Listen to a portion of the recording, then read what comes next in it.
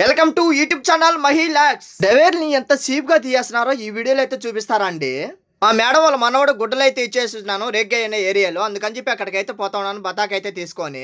డబ్బులు వచ్చి 3 దినాల సభ మీ కమిషన్ అయితే అయింది. మా మేడం వాళ్ళ మనవడికి అయితే బిల్లే ఫోటో పెట్టాలి కంపల్సరీ, లేదంటే ఒప్పుకోడు మా సార్ అయితే. చాలా డేంజర్ మా సార్ అయితే. నేను అక్కడికి వచ్చిన తర్వాత నా ముందర ఓ కోయటోడు బండి అయితే పోయింది. ఓడి వెనక నేను పోయాను. ఓడి సైడ్ ఇస్తే నేను పక్కకి వెళ్దాం అనుకుంటే ఓడి బండి ఆడబెట్టి ఓడి దిగిపోయినాడు. నేను కూడా ఆడబెట్టి వెనక పెట్టి నేను బండి అయితే లోపలికి వెళ్ళాను. నా కోసం వెయిట్ చేశాడు. ఎందుకు నా బండి వెనక పెట్టావు, బండి తీయాలి కదని చెప్పి నా మీద గొడవకి అయితే వచ్చాడు.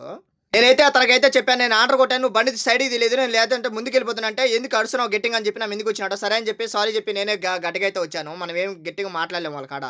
తనకైతే రెగ్గా అన్న ఏరియాలో ఉండే గుడ్డలు తీసుకుని ఆడ పైన ఇచ్చేసి ఈ గుడ్డలు తీసుకొని మా ఏరియా దగ్గరికి అయితే తీసుకుని వెళ్తా ఉన్నాను. పొద్దున్న డ్యూటీ అయితే ఉన్నదంట మా సార్కి. వచ్చి డవేర్ రూము, చిన్న రూము, అసలు మంచం గడ సరిగ్గా పట్టదు, తిరిగేదానికి కూడా ప్లేస్ ఉన్నదో.